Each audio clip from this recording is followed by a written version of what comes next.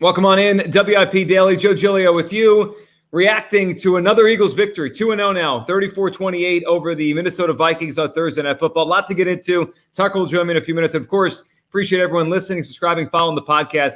I have a lot of takeaways. I know Tucker does too from the game. I think last Monday, or this past Monday, it's been a crazy week with two games here. We focused more on the negatives and then kind of got into the positives. Let's do the opposite here because there are some positives here. Obviously, this is not still where they want it to be. I mean, the Eagles, it doesn't look right at 2-0. I think we can all say that. Now, all of us react differently to that. Depends on how much you care about the style points or the details of 2-0. But 2-0 is 2-0. And as I heard Dick Vermeil say on the WIP Morning Show as I drove in today to Philadelphia, he said, well, there's only one 2-0 team in the NFL, and that's the Eagles. And Dick is right about that. Obviously, they're the only 2-0 team because they're the only team that played and won two games so far. So let's get into what happened last night. We'll start with the positives, then get to some stuff they clearly are not where they need to be in. But the positives start, I think, up front on defense, and then we'll get to the offensive side. But they're getting super play from some of these guys up front. I mean, obviously, the two young defensive tackles continue to make plays. Jalen Carter looks like he's a star. He backed up his first game with another productive game. And how about Jordan Davis? You know, I was a very big fan of Jordan Davis coming out of Georgia. He was the guy I wanted the Eagles to draft 2 years ago. And I watched that first year, and I was sitting there saying maybe I was wrong because I've been wrong about first-round picks the Eagles have made over the years. Some guys I've liked a lot, and it's been a bust. Some guys I haven't. They've been really good. But I wanted Jordan Davis, and I thought his combination of physical ability, athleticism, what he did in college, I thought it could translate. I thought it could really be a force multiplier on the defense with the numbers game if he controls the run game. And I thought, heck, if he just progressed a little bit of a pass rusher and you keep him on the field on third down a little bit, he's worth the pick. I mean, the 3rd and 9 last night, he's on the field, and he pushes that pocket right into Kirk Cousins. I think they're getting big-time play. They're stopping the run way better this year than they did last year early on. That's a positive. And Josh Sweat is the Eagles' best pass rusher right now. I mean, bar none. He's their best edge rusher. Hassan Reddick's been mostly invisible for the first 2 games, and not really sure why. Maybe it's the hand. Maybe he can't grip and pull and move and whatever with the club on his hand. But he hasn't been very good. Brandon Graham's been just okay. Barnett gets more snaps than I think he should. Nolan Smith really hasn't made an impact at all yet since the NFL regular season started. Maybe he's still dealing with the shoulder. But Josh Sweat has been phenomenal off the edge. I mean, last night he basically wrecked that game all by himself, pressure after pressure, the strip sack, which really kind of got the game to a level where you knew the Eagles were going to win. They started to really build that lead, even though that first half was choppy. That second half, I mean, last night the offense was not good. The offense early couldn't get itself anything. I mean, they were just stuck in mud in the passing game. But then on that side of the football, to run the football the way they did last night was just remarkable. And DeAndre Swift was really good. I mean, you could tell there was like an extra pep in his step. A local kid coming home, didn't get much of an opportunity week 1, and then got the opportunity week 2. He ran well. And that's one of the best rushing games we've seen from an Eagles back in a long, long time. I think McCoy's the last guy to have that many yards in a game. And the offensive line deserves credit. Swift deserves credit. I give Brian Johnson and Nick Sirianni some credit because clearly the pass game is still a very big work in progress, and they came out wanting to throw, and it really wasn't working much. It reminded me of 2021. This pass game has reminded me of 2021 a little bit here the first couple of weeks, but they leaned on what they could still do well, which is run the football. And I thought last night you saw the difference in talent versus the New England defense and Minnesota. They both tried similar things, a lot of zero blitzes, those kind of coverages in the back end that confused Jalen Hurts, and it worked in the passing game a little bit.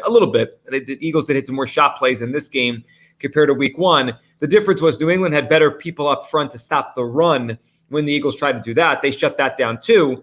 Minnesota just didn't. And the Eagles realized that about midway through the second quarter, like, screw it, let's just run the football. And then that 16-play drive with 13 runs, run after run after run. And a couple things. One, Swift was a good trade by Howie Roseman.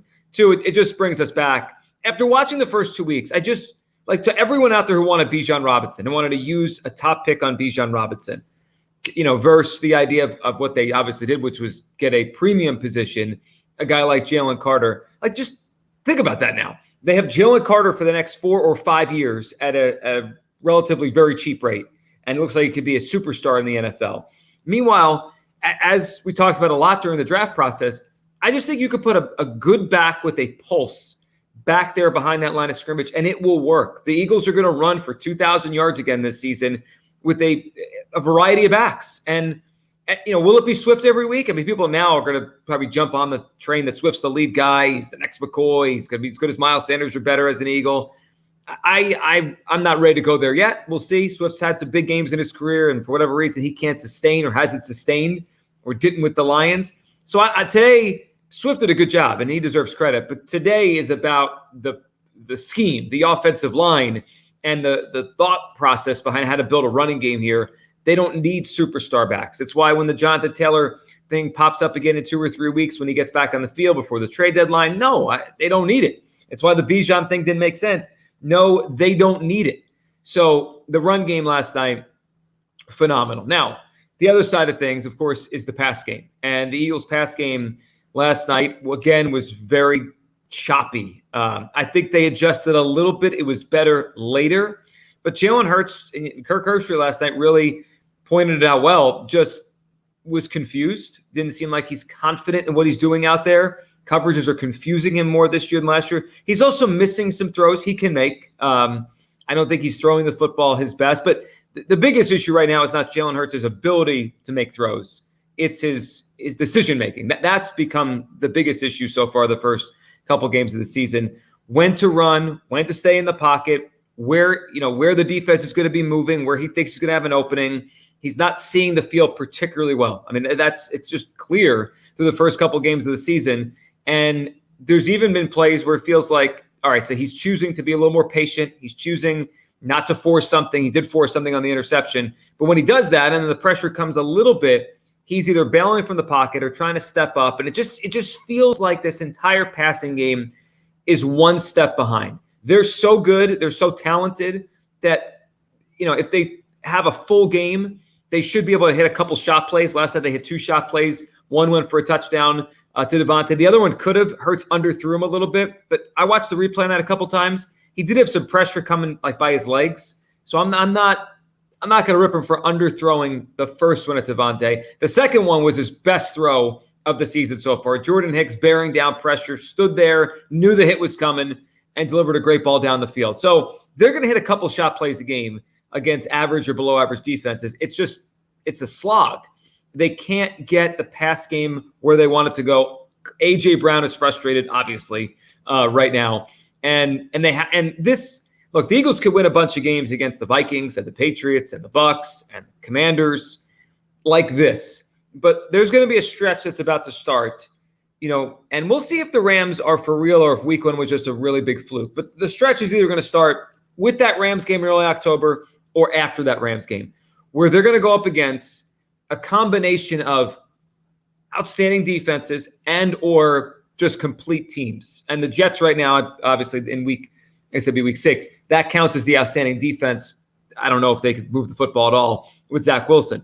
But then it's the Dolphins, who look like a team. I mean, you're going to have to score to beat the Dolphins. We saw what they did last week and what they've done with Tua is healthy.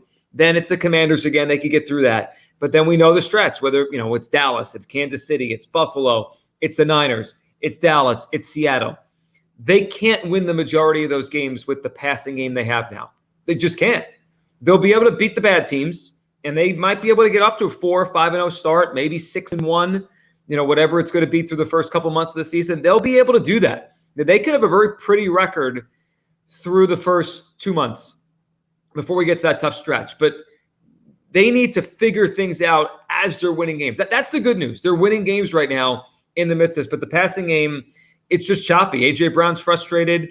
And it just feels like teams have figured out a way to slow this thing down. Now it's on the coaches to adjust, and it's on Jalen Hurts to see what is being thrown at him a little bit better, because it just feels like he's a step behind. Last year, they were always a step ahead.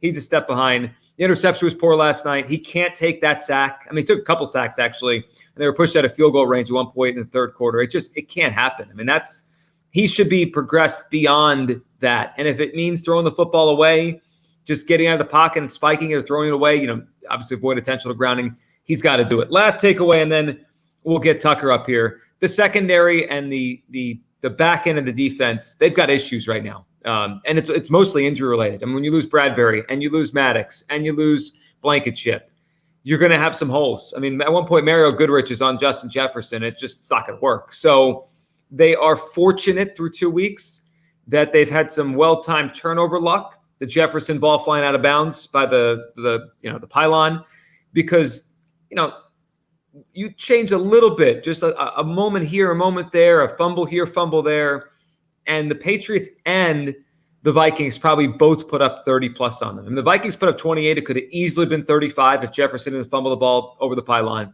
And the Patriots, got to 20, but that could have been 27 if not for just inches here and there. So the defense probably is in people's good graces right now. I don't think they look particularly good. It's just they're making plays. So will we take a playmaking defense over a good one?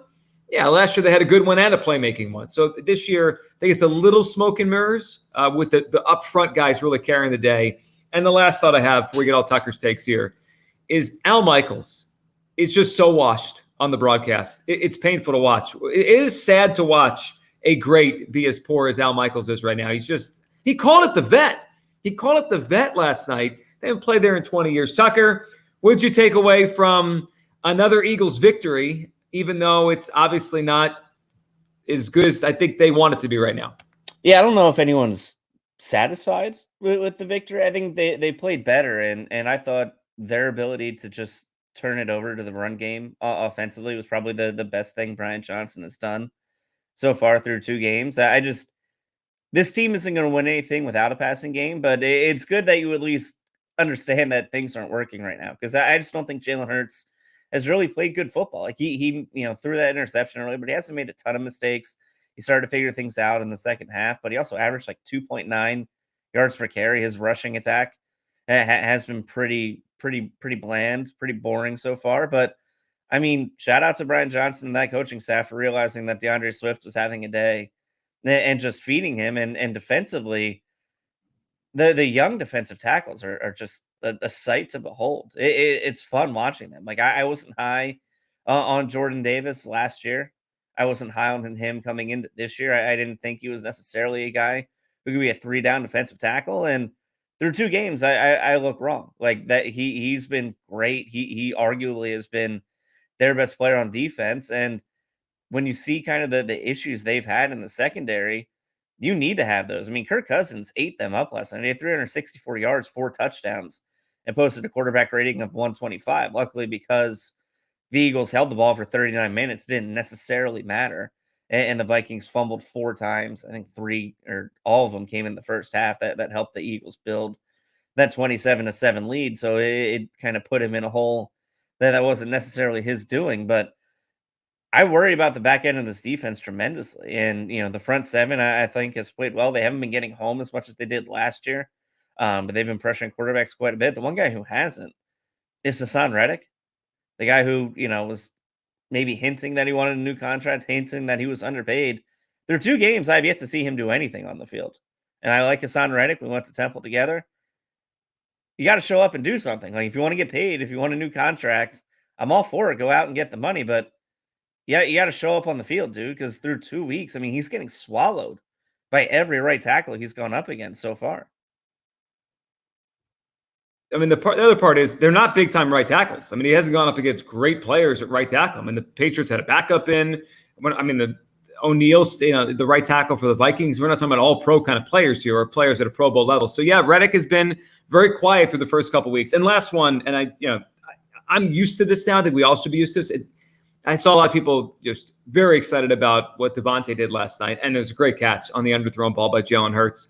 But I expect this. Devontae Smith is an outstanding receiver. I mean, he's shown this now to be a top 15 or 20 guy in the league, and I'm not surprised when he makes plays. I'm not. So big night for Devontae. He made some very, very big catches and kind of the big chunk plays they needed, explosives as the Eagles call it, though I'm not surprised when he does it. So the Eagles have a long break now before they play Week 3 Monday Night Football. They open about a 6.5-point favorite. We'll see what the Bucs do on Sunday. If the Bucs lose to the Bears at home, I think that goes back over a touchdown. If the Bucs win and go 2-0, who knows? We may have a 5.5 or 6-point road favorite for the Eagles in Week 3. We got a while for that, though, and the Eagles have a lot to dissect, almost a mini bye to figure out what went wrong or what's not been good in this past game. But 2-0, it's a good start for a team that needs every win they could get to win the NFC East and try to get that bye again. Appreciate everyone listening, watching, subscribing to WIP Daily. Have a great weekend. NFL picks will be on the feed for you for the weekend coming up. Thanks so much for listening and watching. We'll talk soon on WIP Daily.